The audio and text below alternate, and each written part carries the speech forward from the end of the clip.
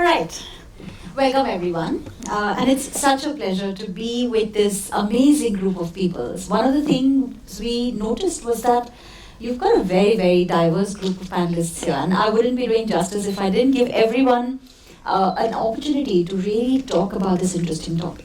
So, what are we talking about today? We're talking about guiding lights. Who are guiding lights?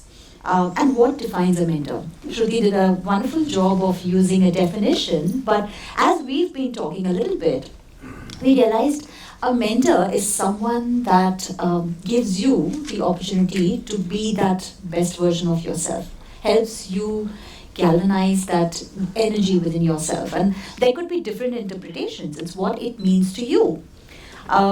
Is it an experienced and trusted advisor? Is it someone that holds your hand and helps you navigate stormy waters? What is it exactly? There's so many things we can talk about.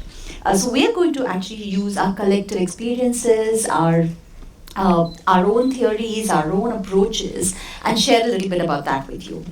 The other thing I think to think back about is, are there any stories in history that or mythology, let's say mythology rather than history, that we've heard about? I think one of the popular ones is something like Eklavya and Dronacharya. How many of you have heard of that? Anyone heard of Eklavya and Dronacharya? Yeah, very famous one, right? Eklavya decided back in the day that he wanted to be mentored, but Dronacharya was only allowed to mentor and train all of the royal princes, only the clan. And that story then went on to become legendary. Eklavya built a statue, got mentorship from the statue, and eventually in Guru Dakshina, which is what the mentee gives to the mentor, or the protege gives to the mentor, he gave up his thumb and lost the very skill that he had honed. So is that going a little too far with giving up what you do for your mentor? But we'll talk a little bit more about that as we go by. What is enough? How much is enough? What makes the right quality of a relationship? Or the other story that we all know so well, Arjuna on the battlefield, struggling, and Lord Krishna helping him and guiding him to fulfill his dharma. There are many, many stories like that, and this wonderful panel will take us through so many of those. But I think let's talk a little bit about how a mentoring relationship or how these relationships are formed. So I'd love to start with Mr. Doongaji. With all of his years of experience, my question to you, sir, is would you like to tell us a little bit about, in your book, the Tata Values, you've talked about the 3 C's, management, credibility, culture, and communication. And you've worked with some of the largest and the most impactful leaders in the country. What has been your impression of these Tata values and this leadership commitment to growing others? Would you share a little bit about that with us? Thank you very much. But before I do that, I need to thank the organizers of this event for having invited me, and also Harish Bhatt, who really felt that my book was worthy of being put up on the stall here. And that's the reason I'm very much here. So thank you very much for having me here. The Tata name itself signifies credibility. And the word credibility is so important for a person or an organization. It was Emerson who said, an organization is an extended shadow of man. And therefore, to my mind, a human being credible, one you can trust and believe in, and that is what Tata stand for. So the word itself signifies the Tata name as such. Second was culture, and you cannot build credibility unless you have the right culture and the right environment, and that has been so in Tatas for more than 150 years. And ultimately I believe, because today is a world where performance is a word which I think is overstated. Performance is nothing but culture in action. So culture, therefore, is the shall I say, ingredient of a proper, credible organization to be created. And finally, communication. How credible is your communication with the internal community and the external community? For example, a loss of thousands of crores in Tata Motors is far more respected than all the profits of Enron. So basically the question is, these 3 words therefore mean a lot to me. And that's why I've said management is a spiritual pursuit. And these are the 3 words that make it happen in a way if you can practice it. So now coming to your second question about having worked with so many people, we did not have a formal mentoring process. But I think what was more important was the culture itself allowed that mentoring to happen. A political science student like me, learning about long wall mining in coal, or learning about sulfur content in steel or iron making would not have happened if everybody did not help me. So ours was a very collaborative kind of culture, and I would say most people that we helped hand-holding was a part of our culture. And therefore we had, at least I had, hundreds of mentors, if you want to call them mentors. There's always a difference between mentors, coaches, and role models. I think we had more of role models in terms of behavior also, in terms of being supportive also. So my period was more of influencing the right thing to be done. And so I would say that I had not only these great stalwarts that you mentioned about, or their names which I have covered in my book, like J.R.D. Tata, Mulgaonkar, I worked with them. But I cannot think of even a smaller person who was not a mentor to me, if you want to extend the word mentor that way. Because these are overlapping words to my mind. And I learned a lot from everyone, including people who reported to me. So the idea is that can I get the best out of you? And that's what a mentor facilitates. And in our case, it happened innocently, indirectly. It was more of an influential kind of era. I'm not saying you shouldn't have mentors, but I personally don't like to box them into mentors and mentees and coaches and students. I personally don't like, because these are overlapping concepts. Yes. So that's my reaction. I can come back to stories later. Yes, absolutely, we'll do that. And that's, so beautifully put. Exactly that. We have heroes, we have supporters, we have challengers. There are so many roles that people we interact with play in our lives. I'd love to come to you now, Akash. And, if you can talk a little bit about from your book, Metamorphosis, which I've absolutely enjoyed over the last few weeks. You've, given it a formal approach. You've also talked about the ultimate mentor that you've had, and you've used a model. Would you tell us a little bit about that concept of, the Vitruvian man and how that influenced you, and what drove you to this book? So basically, over time, as Dawn mentioned, there's a spectrum. Everyone mentors. So I've tried to sort of formalize and categorize mentor types in the book according to the stages, either the formative stages or the development stages of a being. And interestingly now, there'll have to be a digression, because the seed, I have an iconic mentor that I've mentioned in the book, which is really a role model, but a role model above other role models, so hence the icon and iconic mentor, and that's how I begin the book. And the seed of, in passing, was in school, and it was planted by someone who's present in the auditorium just now. Okay, lovely. Visti Banerjee, ex-DAS, ex-Tatas, one of the great human resource voices in the country. And then it went on, but he was kind enough, because he saw me as a dabbler and wanted to give it a more sort of prestigious kind of label, and he said, "You are that guy." So my iconic mentor lived in the 15th and 16th century, in the period of the Renaissance in Europe. And he was what is known as a polymath. So in the Renaissance, it was believed that everyone must enhance their knowledge to the maximum extent possible in as many subjects as possible, in both the arts and the sciences. So any guesses on who my role model, iconic mentor is, apart from Visti? Yeah, so two of the world's most famous paintings are by him, the Last Supper, the Mona Lisa, and what is supposed to be the germ of all architecture, ensuing architecture after the Renaissance, was sort of emanated from a graphic called the Vitruvian Man.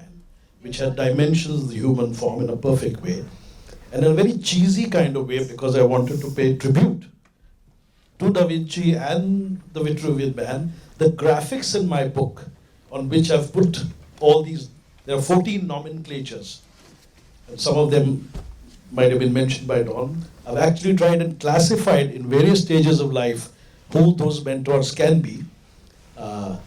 And so the figure, the diagram, has that tribute to the Vitruvian Man.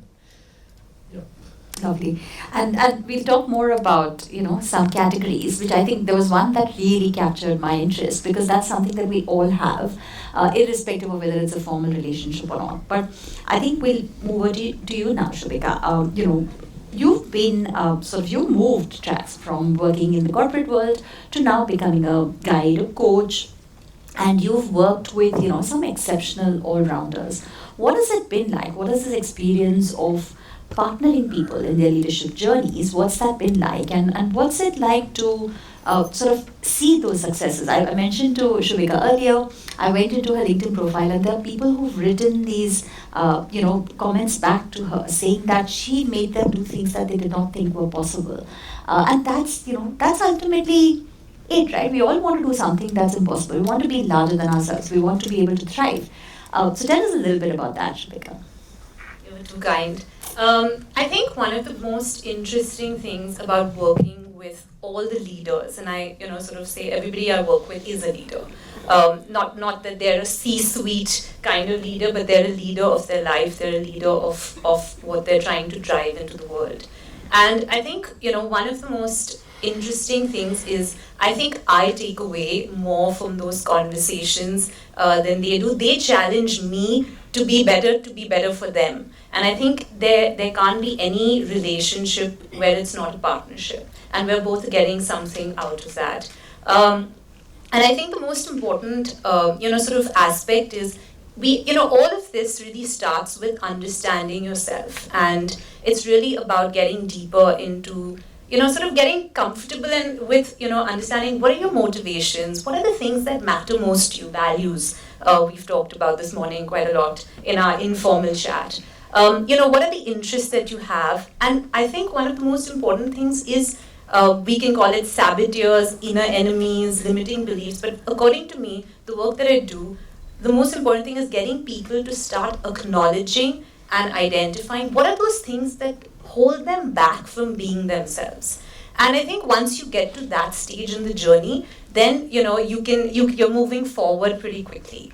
And I think it's the same reason why we take an annual gym membership and we don't go for the rest of the year. It's what is that thing that is holding us back from making that commitment to ourselves. So often we have all of these things that we want to do and we want to be, but the actions we take don't necessarily align with it. And while life is about finding that balance between the be and the do, right? Coaching and these kind of conversations that we have are one step towards it. And I think when we were talking about earlier, I used the metaphor of the tree, and that's what I use with a lot of the people I work with is, the branches, the leaves, they're your outward projection into the world. The tree trunk, that's your inner outer being. The roots, that's kind of going deeper into, understanding who you are, what matters to you at your core. And then you have the nutrients, which is kind of your soil, which is the place that we neglect the most, which is around self-compassion, self-care, being a little bit nicer to ourselves. And I think that's, sometimes when people realize that, hey, why am I doing this to myself? You see a lot of change and a lot of growth. Yeah, and absolutely, so beautifully put. I think a mentor is someone that helps you bloom where you're planted. That's an important thing to realize, right? Sometimes we may not be in an ideal situation. We may be in a very tough one. But if there is someone that can help us, guide through that, and particularly these last couple of years have been so difficult as far as self-compassion is concerned, because we're all catching up. We're all on this race and chase to get to where we want to be in a hurry. And perhaps that's also led to a loss of self-compassion, certainly in the world of work, but in every sphere of life as well.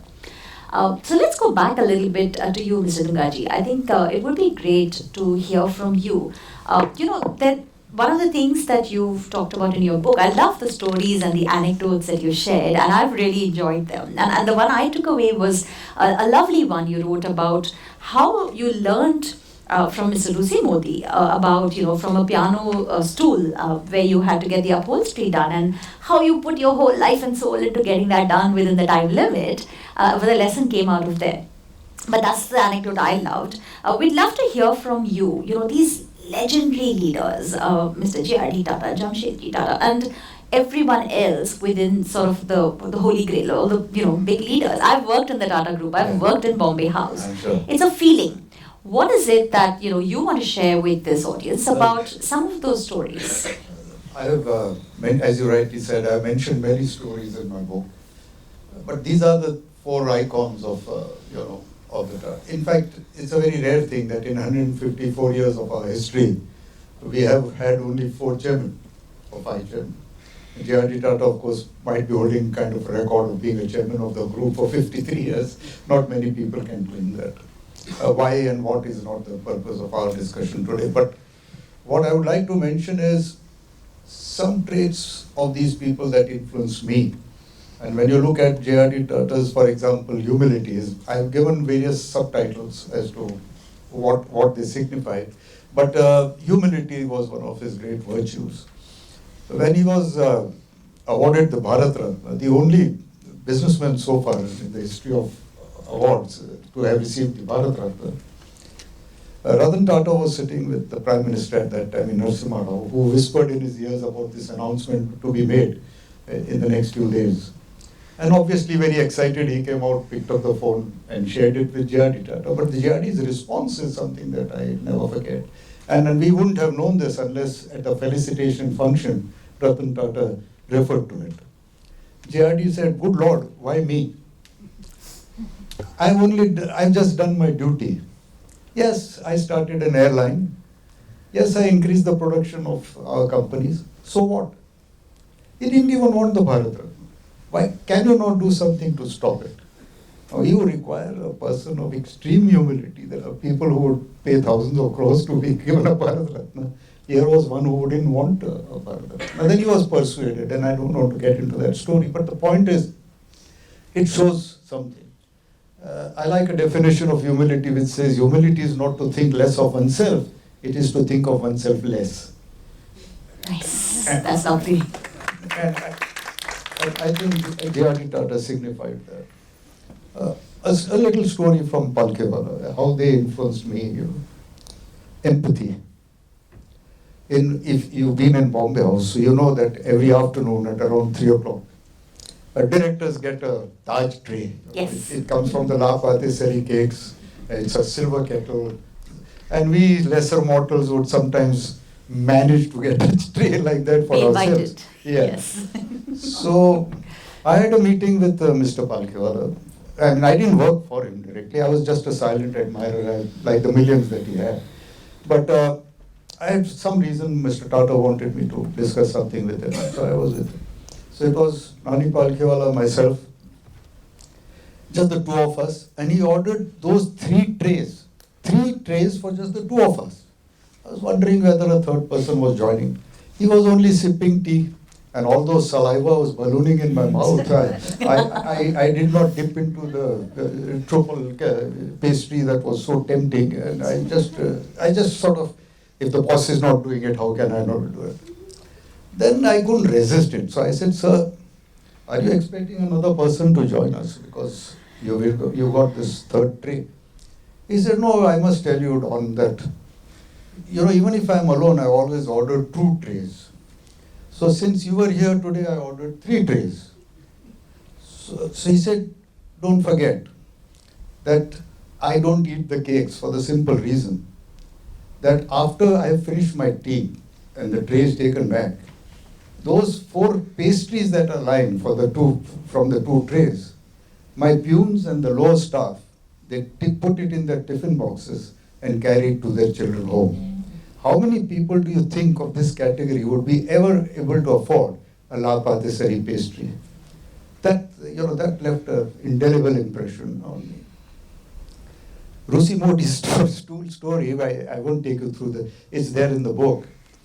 But he wanted a tapestry of the piano. He was having some important guests and he played the piano. So the stool that he sat on, he wanted the tapestry to be changed and matched with the same tapestry as of the rest of the furniture in the hall. I was a frequent visitor to Rusi's house. So Mr. Modi said, do something about it. And he's telling me at 10:30, 11 in the morning, I want it ready by 6 o'clock. I am getting very important guests. I said, sir, you can't, for the love of money, get this tapestry. It's so old, 6 years old. He said, I don't know about it. You just go and get it. I said, but I made all kinds of excuses. He just wouldn't listen to it. So I went out looking for that tapestry. Believe me, I was just like a Charlie Chaplin tramp. I mean, I went from one shop to another, to a third one. Ultimately, just 1 meter, enough for me. Finding a tailor, taking him there. Nobody wanted to come for such a small job. So you can enjoy the story in the book, but ultimately, I had it done. And I told Ganga, who was his butler, I said, "Saab aayega shaam ko bata dena, tayar ho gaya, sir." I was very proud. In the next morning, when I went to Rusi to meet him, feeling that he's going to compliment me, he said, yes, as if he knew nothing. I said, sir, that stool you wanted, I did it in good time for you. He said, what stool? Now, after bothering me so much, I almost wanted to bang the table and say, oh, who the hell, but I couldn't have done that. So he said, what stool? I said, that piano stool you want. Oh, that stool, he's saying. Yesterday you were complaining so much. You cannot do this, you cannot do that. Where is the tapestry? Where am I going to find it? How do you do it now? So there's nothing impossible to achieve if you want it badly enough. And this badly enough is what helped me to turn around 2 companies in the group. So those are the kind of lessons. Basically for me, more than the subject of mentoring, for me what is important is what is written here, guiding lights. They illuminated my path by their actions and their words. That's quickly. so wonderful, so wonderful. Thank you, sir.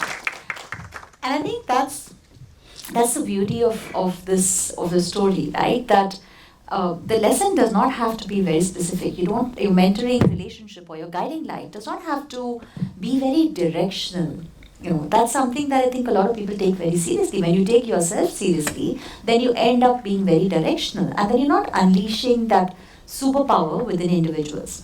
But Akash, I'd love for you to tell us the concept I loved. Out of all the things that you talk about, I loved the idea of friend-ters. So this is something we should all understand. Mentors who are friends. Tell us more about that, and tell us about a couple of people who have been those friends as well. So basically it's a coinage, not original, but rarely used prior to my writing the book.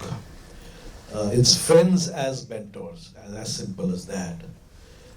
But not all friends are mentors. Friendtors are, in essence, confidants and allies. They are your cheerleaders, and you know that their cheering is not flattery but praise, because they are your alter egos, your soulmates. And their criticism is taken on the chin, but nicely, because it's meant to enhance you. They mean well. Perhaps of all mentoring relationships that I've encountered, up there is a friendtor, because there's a high level of trust in that equation, mutual trust. And actually in this day and age, after what we've been through during the pandemic and the way the Gen Z, I keep saying that, unfortunately or fortunately, I don't see many youngsters here, but clearly what the millennials call the BFFs, or the 4 a.m. friends, are what our friend was.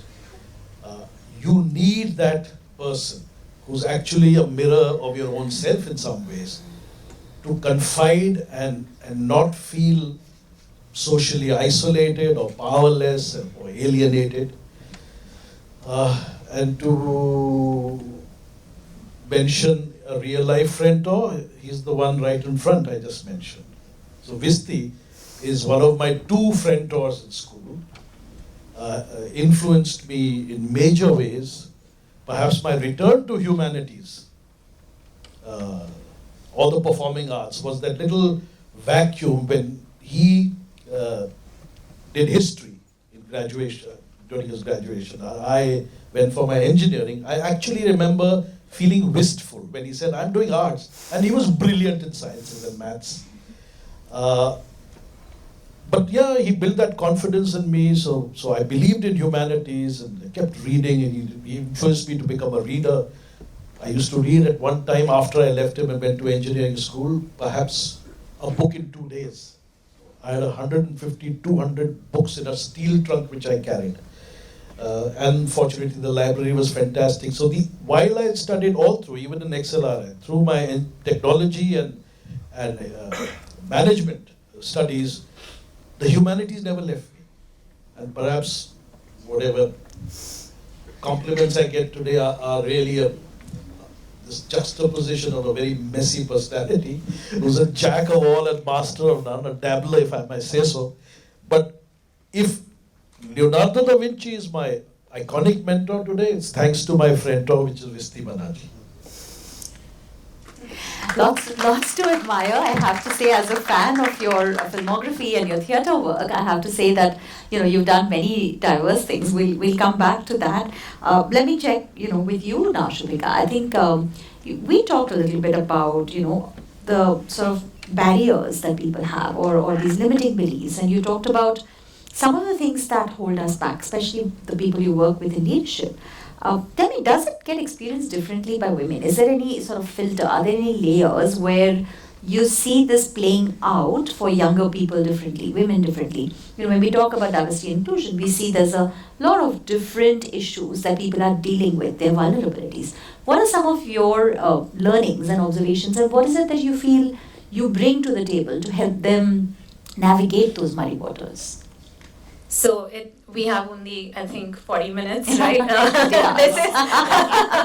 So I think we'll have to break this down a little bit. So I work quite extensively with women in leadership across, from like women founders to senior women in organizations to even women in the creative spaces, men and women. But I do work with a lot of women. And I think since we're on the topic of mentorship, one of the challenges that constantly comes up in my conversations with a lot of women leaders is that they feel that they're over-mentored and under-sponsored.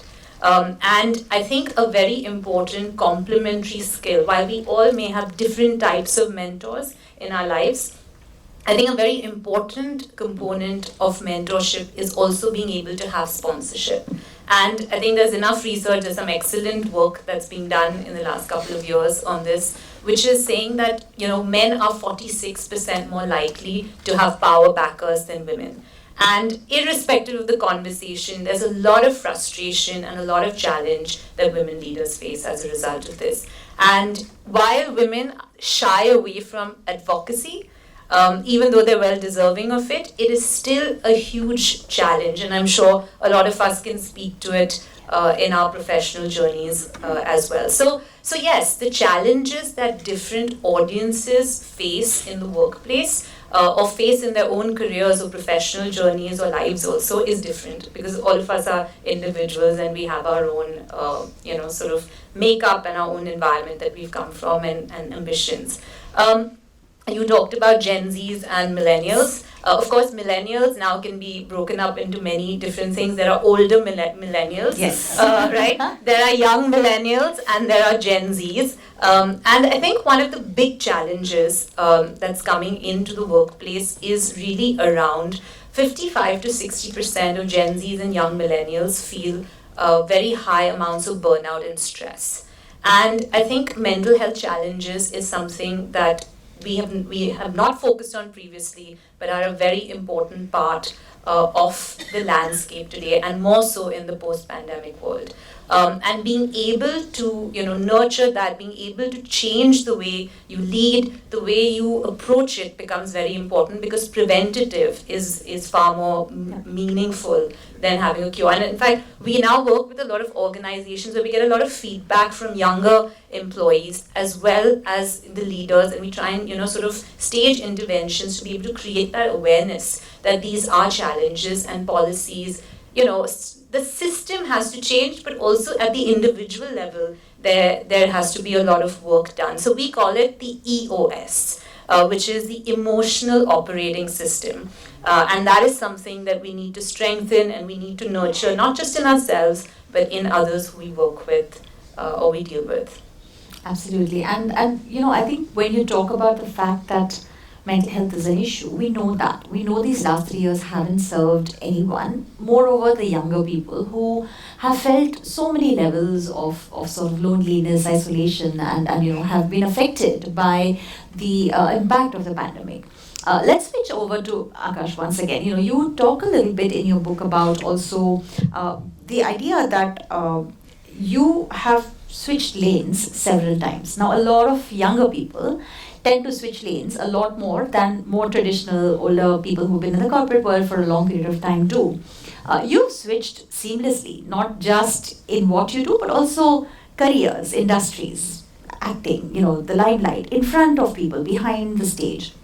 So many different roles. What has influenced you? Are there people that influenced those changes? What facilitated, what smoothened that path? So if I were to imagine myself as a mentee, people can only change you, mentors can only change you if you have a need to be changed. So basically it all comes from within. So there are many sort of layers to the reasons. I'll go from the esoteric to the more tangible. One is that pretty early in life, if I can refer to Abraham Maslow, the 4 basic needs in the hierarchy terms, physiological, security, love and belongingness, and esteem, happen to be, I don't know, fortuitously, I won't say fortunately, at a pretty early age. So, the Vedas say that you are your world. So I was always a star in my own perception. That's not modesty, it's analysis. Rather, I don't want to be immodest, but I'm going there.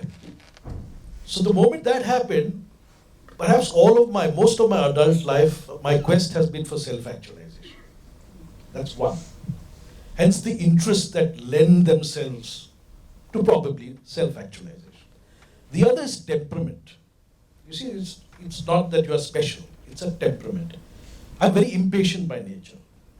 So my level of saturation, or call it achievement, once I reach a particular level of gratification, the mind says move on.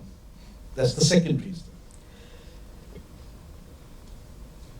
Third, of course, because of this nature, there's been these incidental mentors, game-changing mentors, they happened. And when they didn't happen and there was a stalemate, then I've defined in my book an inner mentor. Call it intuition, instinct, hunch, ESP, metaphysical maybe, but science nevertheless. So that is another thing, that you are wanting to do something and suddenly the voice, conscience or whatever, comes up and says, this is the path. It's not about right or wrong. As you know, there's no right or wrong, there's only effective or ineffective, and what serves the purpose, and that is, they call it destiny. But behind all this, there's also a skill that you need. Again, related to temperament and attitude and aptitude, which is time management. Without which perhaps this whole ensemble of attributes will not work. Yep. That's really a broad answer to. Super. Nice. Interesting. You were able to use your time very effectively to switch roles in many ways. Also one thing, and this is for the young people who come to me, that how did you give up your education and become an actor? That's far too conformist and simplistic. Da Vinci died at 47. He was everything under the sun. It has to be in tandem. It's not one for the other. Yeah.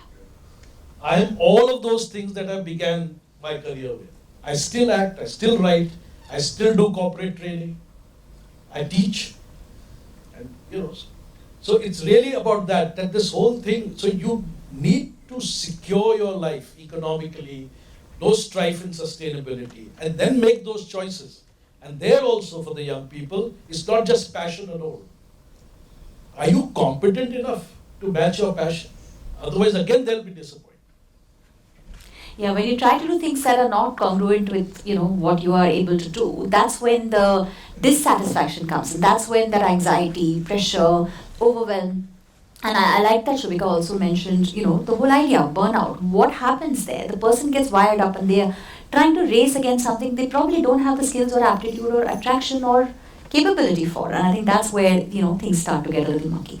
Let's move to you, Mr. Doongaji. You've talked also about these guiding lights, these very, very sparkling, large people in your own career. And then you've also come to, you continue to work and you do a lot of very interesting things. Would you like to have someone reverse mentoring you? Someone who's you choose, maybe somebody really young, or what process would you use to get you to be guided for the way things are right now? The way things are right now, that's interesting. The way things are right now for me have been the best that they have been in so many years, but there is always something lacking in everybody. But before I answer that question, Yes. the pressures under which we live today, and we are talking of how we face it and how important it is to somehow tackle it. Coming from the corporate world, it started with KRAs, key result areas.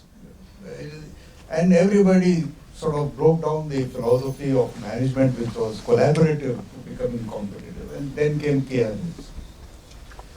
Somebody in Jamshedpur started this, and Dr. Irani, who passed away recently, who was our boss, he started using it, and it created more fright than anything else. He said, "Do you know what KRA means in Hindi? Kyun rakhe aapko?"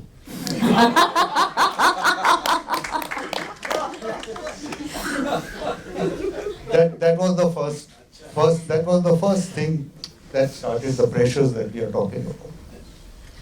The second, after a couple of months when he came, I found he was not using KRA in the Hindi version. So I asked his executive assistant, आजकल साहब KRA बोल नहीं रहे हिंदी में. बोला sir उन्होंने कुछ सुन लिया. बोले क्या सुन लिया? He said उन्होंने सुन लिया कौन रहता है आजकल.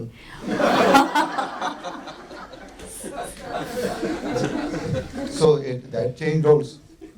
He said, would you like me to tell you what Hindi KRA means for me? He said, बोलिए sir. I said, KRA for means ख्याल रखते हैं आपका. And that was the mentorship philosophy that we tried to introduce. It came through so many of us. So one of the reasons why pressures they are actually imposed on you. It depends on where you're working. And the people that I worked with, they were demanding.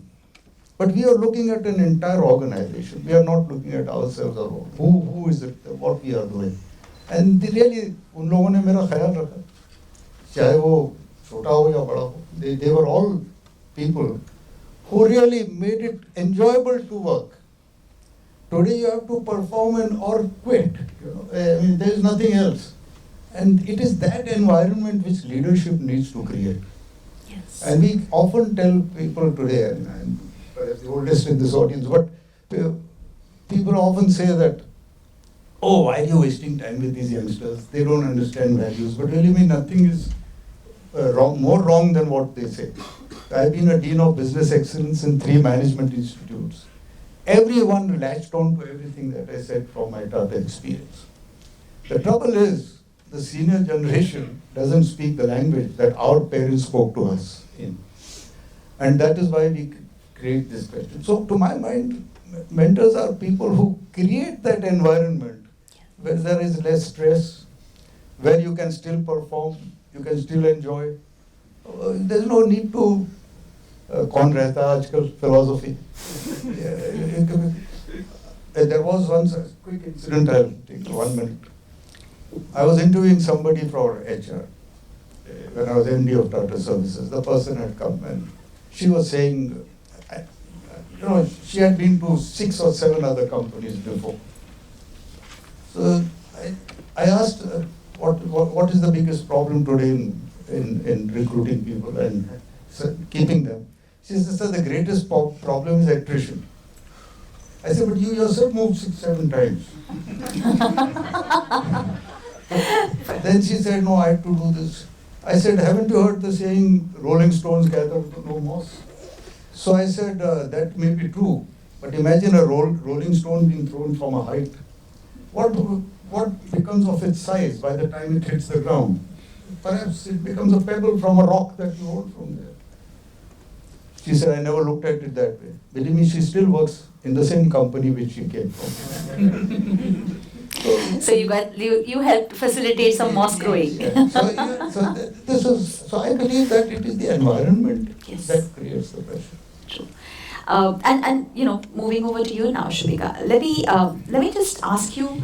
We talked a little bit about sort of all of the good things that happen. We look at these mentors as guiding lights because they show us the light at the end of the tunnel. It's perceived that will be really good, but sometimes things don't go really well. Sometimes it could become not a very useful relationship, or it's reached its natural end, like Akash talks about in his book. It's reached a point where it's no longer serving you. Any examples or anything you want to share in the space about where things haven't been ideal? That's a big question. I think one of the most important components of any mentor kind of relationship is about, of course, mutual respect. But I think the most important thing is about acknowledging and allowing people to have choice. Right? And so you may be able to offer a lot of perspectives, you may be giving a lot of advice, you may be providing a lot of insights, but at the end of the day, it's always up to the person to take all of those points that are coming up and use it in their life the way they choose. And you have to be okay with that. Because it's very natural to say, no, but this is how you should do it, right? And the minute you start, using those should statements, that's when you need to self-correct, to be like, it is at the end of the day, you can only provide that platform, you can only provide that assessment or, sort of that deep insight into themselves. But at the end of the day, they have to go and take it out. And I feel that most of the challenges that if I've ever seen in equations where there have been good mentorship and things have gone not so well, is when people have tried to overstep that line. And I think it's very important to be able to draw that boundary and recognize that the other person, if there are any coaches in the audience, it's a standard coaching, the core of coaching, which is people are naturally creative, resourceful, and whole. And you have to allow them to be naturally creative, resourceful, and whole. You're just an enabler.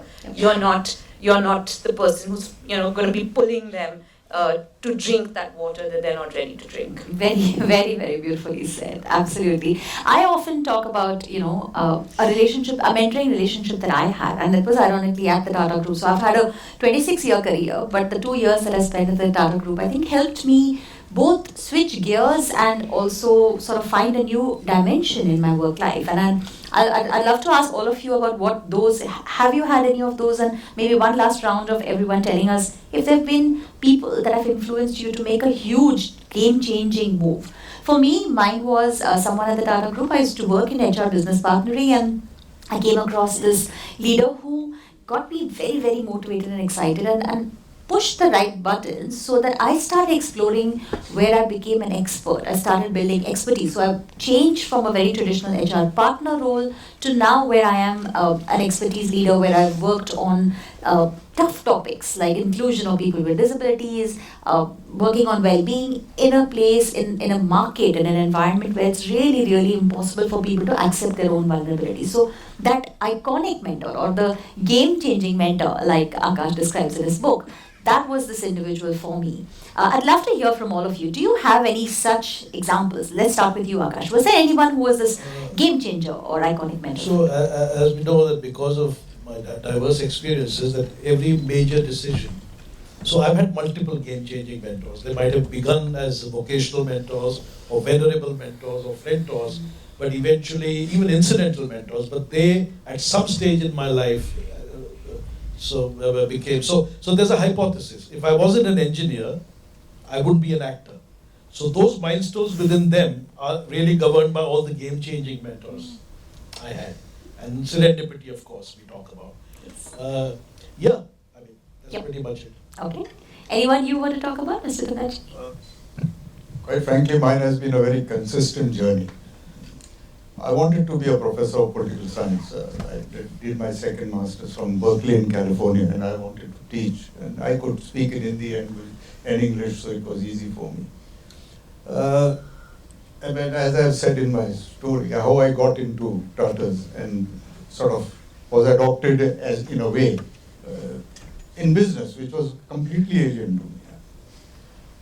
But since that day, it's been more of a corporate, consistent philosophy, and I enjoyed my stint so much that I even today continue to be associated with the group.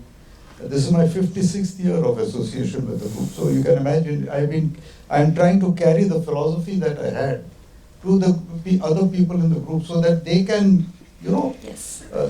As Govindrajan says, you have to selectively shed the past, manage the present and create the future. So if you just shed the past, that's what I'm afraid of. So I like to keep, or as Kavi would say, in a world of profound change, you need things that do not change. So my consistency is more to drive that. Yes. So I didn't have really people who changed my course except when I joined Tata's. And the name Tata itself became my mentor, because what it stands for is what I wanted to subscribe to, and I have adhered to that. So there were moments when a dilemma faced for personal gain or somebody else's, for the benefit of the corporation that you serve or for yourself. What kept me on course was only asking myself this one simple question: is this the Tata way? If the answer was yes, I did it. If the answer was no, I didn't touch it. So the name Tata itself Has been your mentor. Lovely. So the name Tata has been your mentor. Very nice. Shubika, for you? So I have had a lot of mentors, and I've been quite a millennial. I've also moved quite a few careers and landed where I am. But I think for the purpose of this panel, there's one little bit of a story that really sort of changed me quite significantly. It could be an incidental mentor, as per your book. And it actually happened when I was in college in the US at Mount Holyoke, and I was in this class. And the professor messaged me, sent me a message after saying, have a chat. Let's have a chat. And I was wondering, I thought, what have I done wrong? And this person said, I read your assignments, I read what you have to say, but you never speak up in class. And, you never participate in the debates, you never do all of it. And that was the first time when I recognized that I had a challenge with speaking up. Earlier at home, people used to say, "Ghar mein sher, bahar bidi," and all those things when you're growing up. But it was something that, I used to struggle with. And when people, used to be talking in class, I just couldn't get my point of view. I used to freeze. And she said, and she worked with me to be able to inculcate this. And of course, I made a career out of speaking up, right? And honestly, since then, I never stopped speaking. And I think that has, it depends on which side of the fence you sit. You may not be too happy with her. But yeah, so it is one of those, stories that she made me, help me in finding my voice, even recognizing what my problem was, because I didn't even know till it was, till I was made aware of it. Thank you. We've had such diverse views. We've had, from different generational perspectives, from different industry perspectives, from different roles that we've all played. Mentor, mentees, proteges, all of that. I think what's most fascinating is between all of the narratives we've heard from all of these fantastic speakers, the one thread that lies along all of this is, what is it that helps you find the greatness within yourself, right? Whether it is through coaching, whether it is a mentor that has guided you by holding your hand and helping you navigate, or whether it is by an institution or an organization that has been ahead of industry, that has helped, helped make you feel like, unless it's done the Tata way, I won't do it. All of these are great. If you've never had a mentoring relationship, any of you here, if you've just not had that opportunity, I think it's important to just think about who is it that you want to follow, or who is it that you want to emulate, and reach out to them and ask them to do it. Yeah, so thank you all for these lovely, lovely comments and ideas. I think we'll open it up to all of you. It wouldn't be fair if we didn't let you have questions, and I'm sure you have some. So you have to be quick and short with your questions, and please tell us who you're directing them to. But if I can have a show of hands for anyone who's interested in asking questions, I've got a list if you don't have any. There you go. The lady there, please. Thanks. We'll come to you next. Short questions and tell us who you want it for, please. Thank you. My question is from Mr. Doongaji. So actually, you were just speaking about consistency, about workplace. Like you have been in the Tata Group for 56 years now. I'm a 23-year-old girl. I've just started my journey. I'm working with a PR firm, and for me, I am coming from a social media background, and I'm working for traditional now. I just wanted to ask you, how do you find consistency in work, and how are you so happy after 56 years in the same firm? Because for us, this is very difficult. Super question. Maybe we could have a chat afterwards, but just to answer your question, if you enjoy what you're doing, you will be consistent. If you don't, to me, Bombay House, I've said so in my preface, but to me, Bombay House has been my temple. The bust at the entrance has been my deity. And the name Tata is something that I've dwelled in the rosary of years that I've passed through the group. And so for me, it was a very exciting and enjoyable journey. Anything that makes you happy in what you're doing will automatically result in consistency. But that's where what Akash is saying is important. You have to be true to yourself. There's nothing wrong in moving on. Yeah. But again, how many times? And what will give you that consistency is what you enjoy doing most. So what is the purpose? If you ask someone, what is your vision, that person will tell you, 3 years later, I want to be here, I want to do this. You ask the person, what is your purpose? And that's a very difficult person. Why do you exist? Are we all biological accidents, or do we have a role to play? So I'll conclude this with a person, a sage actually, who said, you want to find your true purpose, think of yourself on your deathbed and just 10 minutes to go. 5 minutes to go for more question answers, but 10 minutes to go.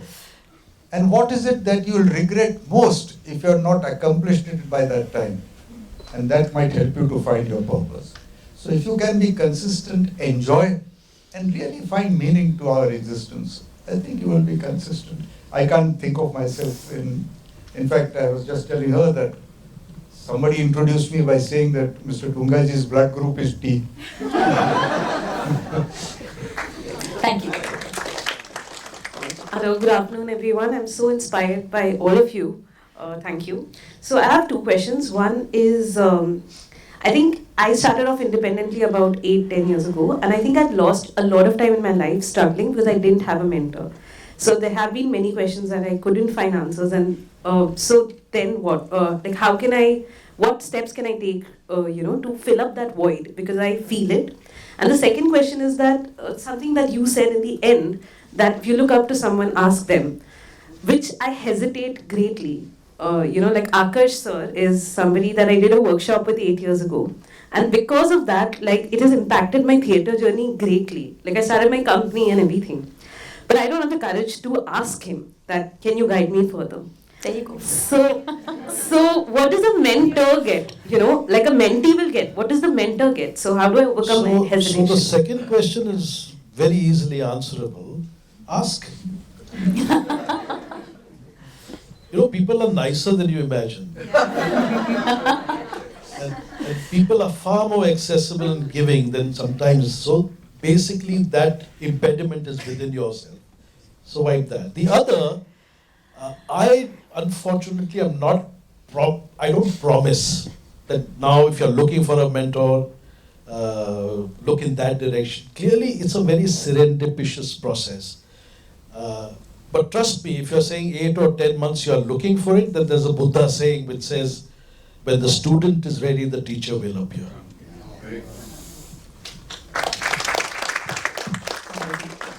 Anyone else? Any other questions? right there.